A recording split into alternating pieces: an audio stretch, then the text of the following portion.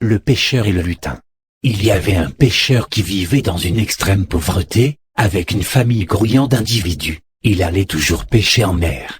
Un jour, il allait à la mer et jeta son filet et commençait à attendre, mais en vain. Quand il tira le filet, il y trouva un chien mort, et il ne désespéra pas, alors il jeta son filet à nouveau. Mais cette fois, il trouva des chats morts. Il était consterné, son moyen de subsistance se retira devant la mer déchaînée, et son gagne-pain était toujours dans le ciel. Il pensa à une chose, ce qu'il dira à sa famille quand il reviendra sans poisson. Il essayait à nouveau et ne trouva rien dans le filet, sauf de la litière et des odeurs désagréables qui montèrent de son nez à sa tête et il perdit presque ses sens. Alors il commençait à prier le Créateur le plus miséricordieux. Il retourna pêcher pour la dernière fois, il jeta son filet et son rythme cardiaque sonna de douleur, et quand il le tira, il trouva un pot. Quand il frotta le pot pour le nettoyer, une énorme fumée se leva et presque il s'évanouit. Il entendit une voix terrible d'en haut l'appeler. « J'étais un serviteur de Salomon, que la paix soit sur lui, et tu me sortis de ce sort, pour te juger par la mort. Tu dois choisir la méthode de votre mort, tu dois choisir entre l'incendie, l'abattage et la noyade. » Le pêcheur cria en regardant le visage du lutin, « Pourquoi voudrais-tu me faire ça et c'est moi qui te sauvais? Tu es ingrat. » Le lutin répondit, « Tu ne connais pas mon histoire, j'allais te la raconter, tu mourras sûrement, ô pauvre pêcheur. J'étais un lutin parmi les serviteurs de Salomon, la paix soit sur lui. Quand il m'ordonna d'apporter quelque chose, je la lui présenta en un tournement, et un jour je fus frappé par la vanité et je me suis dit qu'il faut me retirer des mains de Salomon, la paix soit sur lui, et de créer une patrie séparée pour les démons, en oubliant que Dieu Tout-Puissant lui avait donné une grande autorité et une force de contrôle et les démons c'est le jugement et le destin de Dieu. Alors il me punit une punition sévère parce qu'il me tellement emprisonna que je ne pouvais pas en sortir et me jeta dans les profondeurs de la mer et chaque fois que 100 ans se furent écoulés, je me dis qu'il me sauvera. Je lui donnerai tous les trésors qu'il désire mais des centaines d'années se furent écoulées et personne ne me donna un coup de main alors. Je me fus promis que celui qui me trouverait et me sauverait choisirait sa méthode de mort. Être brûlé, abattu ou noyé, et tu es le malheureux qui m'a trouvé et maintenant tu allais sûrement mourir. Le pêcheur ne comprit pas ce qui s'est passé et regretta sa présence en mer. Il commençait à voir son filet de pêche effrayant, car il lui causa le malheur. Sa peur devint une terreur, et ses cris résonnèrent dans ses profondeurs jusqu'à ce que son cœur devienne presque silencieux. Alors il réfléchit un peu et dit au lutin, « Comment es-tu entré dans ce pot et tu es un géant?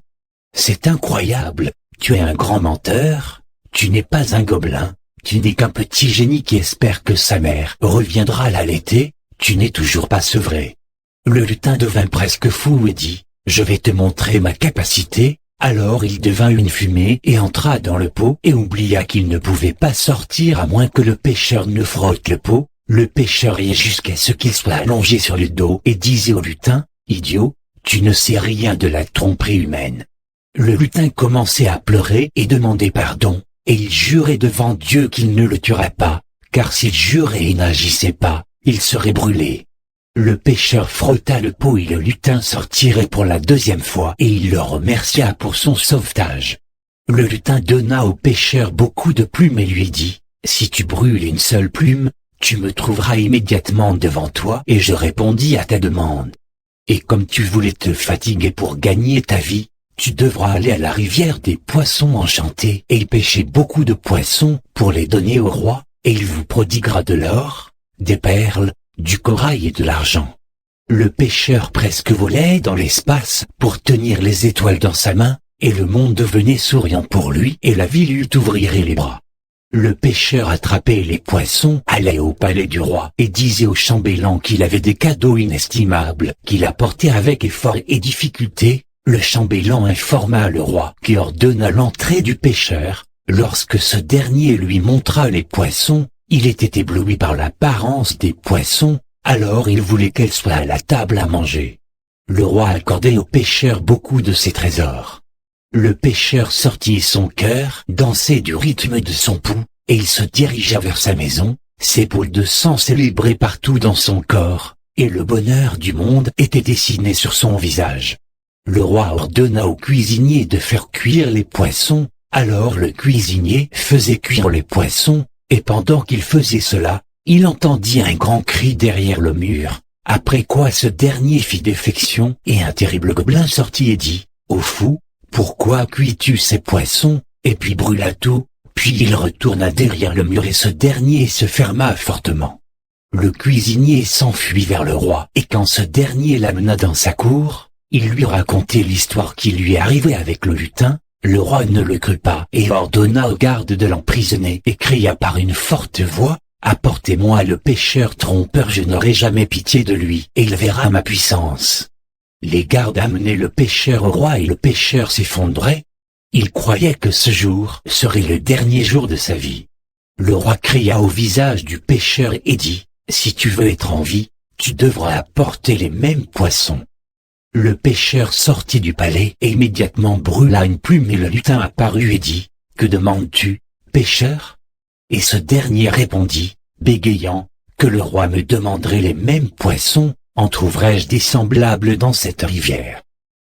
Le lutin dit « Vas-y, n'aie pas peur. » Le pêcheur atteignit la rivière et jeta son filet pour ramasser un autre groupe de poissons éblouissants et retourna au palais en souriant. Alors le chambellan le fit entrer au palais pour rencontrer à nouveau le roi, pour lui donner les poissons et au même moment, il tira de ses trésors la chose abondante. Le pêcheur vola de joie et allait chez lui avec une grande transe dans son cœur.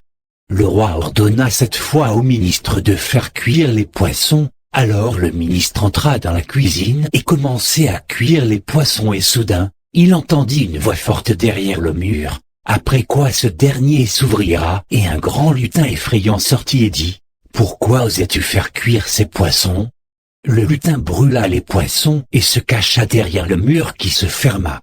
Le ministre s'enfuit à la hâte vers la cour du roi et quand il entra, il commençait à raconter son histoire avec le lutin. Le roi ne le crut pas et ordonna son emprisonnement et appela les gardiens pour ramener le pêcheur encore une fois. Le pêcheur vint et le roi lui ordonna d'apporter des poissons éblouissants, donc le pêcheur n'eut qu'à brûler une plume pour que le lutin vienne immédiatement, il le vit obéir devant lui et il lui dit « Puis-je pêcher ces poissons ?» Et le lutin répondit « Vas-y, et tu les trouveras au même endroit. » Le pêcheur courut vers la rivière, attrapa les poissons enchantés et les ramena au palais du roi. Le pêcheur sortit du palais, satisfait de ce que le roi lui avait donné et se dirigea vers sa maison.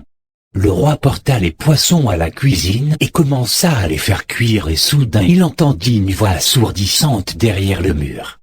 Ce dernier fut ouvert, et cette fois une sorcière sortit et dit « Pourquoi fais-tu cuire ces poissons ?» Elle les immédiatement brûla et sauta derrière le mur. Et ce dernier se ferma fortement. Le roi n'eut pas peur parce qu'il était courageux et sortit immédiatement de la cuisine et ordonna de retirer le cuisinier et le ministre de la prison et d'amener le pêcheur afin qu'il voyage avec lui pour connaître le secret de ces poissons enchantés. Tout le monde se réunissait dans le palais du roi, et le roi ordonna qu'une grande caravane soit préparée pour le voyage. La caravane partirait et atterrissait partout, et le roi posait des questions aux passants sur le secret des poissons enchantés, mais sans succès. La caravane passait des jungles et du désert, rencontra des monstres féroces, le roi et ses armées les coinçaient. Ce roi était un sage qui entendait plus qu'il ne parlait, mais lors de sa trahison, son ennemi fut submergé par une grande oppression. La fatigue frappait tout le monde dans la caravane, alors il déclarait cela au roi, et tous sont devenus ennuyés et désespérés. Le roi pensa à revenir pour eux au palais, mais il ne désespérait pas de la miséricorde de Dieu. Il commençait à contempler la nature à l'endroit où il était, et il remarqua qu'il y avait quelque chose comme un être humain, mais il ne bougeait pas malgré sa conviction que ce ne serait rien d'autre qu'une idole, mais il commençait à courir pour atteindre cette chose. Il fut étonné par ce qu'il vit. Beaucoup d'êtres humains de pierre. Le roi ordonna à son entourage de continuer à marcher et entra dans la ville et savait que toute la ville en était remplie. Ils installèrent un grand camp, tandis que tout le monde dormait. Le roi sortit pour révéler le secret de ses idoles. Il enchaîna à l'intérieur de la ville jusqu'à ce qu'il atteigne un palais majestueux. Il trouva un garde, mais en pierre, puis il entra dans le palais. Tout en contemplant sa splendeur et sa beauté, il entendit la voix d'un homme récitant des versets du Coran et pleurant fortement. Alors il s'approchait de la pièce qui émit cette voix angélique. Il fut surpris par la présence d'un homme avec une moitié inférieure de pierre et la moitié supérieure encore un humain rayonné de vie. Le roi demanda à cet homme les raisons de cette apparence effrayante, alors lui raconta son histoire et ses larmes coulantes sur sa joue et dit « Je suis le roi de cette ville et son souverain vénéré. J'aimais une belle fille, et son apparence me trompait, et je me moquais de son essence, je ne savais pas qu'elle est une sorcière. Ami des démons, les premières années de notre mariage se sont passées sans avoir des enfants. Elle refusait toujours cela, et la suspicion pénétrait au plus profond de moi. Alors elle avait peur que je révèle son secret, alors elle transforma tout le monde dans la ville en pierre. Pour me torturer davantage, elle me transforma en cet étrange monstre et elle vint toujours me fouetter avec son fouet douloureux. » Le roi, affecté par cette triste histoire, sortit et décida de continuer à chercher pour découvrir le secret de cette sorcière. Elle l'attendait devant le palais, elle entra et torturait son mari et elle sortit en sentant le bonheur qui lui balayait le cœur. Le roi la suivit jusqu'à ce qu'elle atteigne une grande grotte. Il se cacha derrière les rochers pour voir ce qui allait se passer. La sorcière embrassa un esclave noir déclarant qu'elle l'aimait et pourrait anéantir le monde pour lui et quel amour aveugle fou pour une méchante, farfelue, sorcière. Elle demanda à cet esclave de l'épouser et il accepta. Elle entendit ces paroles comme une belle chanson et lui dit « Je vais aller me débarrasser de mon méprisable mari et sécher la rivière qui contient les poissons enchantés, parce qu'il y a du poisson jaune, blanc, brun, rouge et noir par lequel j'ai ensorcelé la race jaune, blanche, brune, rouge et noire. » Le roi entendit tout ce qu'elle disait et les attaqua en les divisant en deux, et leur amour maudit et malveillant prit fin. Cet amour ne possède que l'esprit faux plein des soupçons et délires.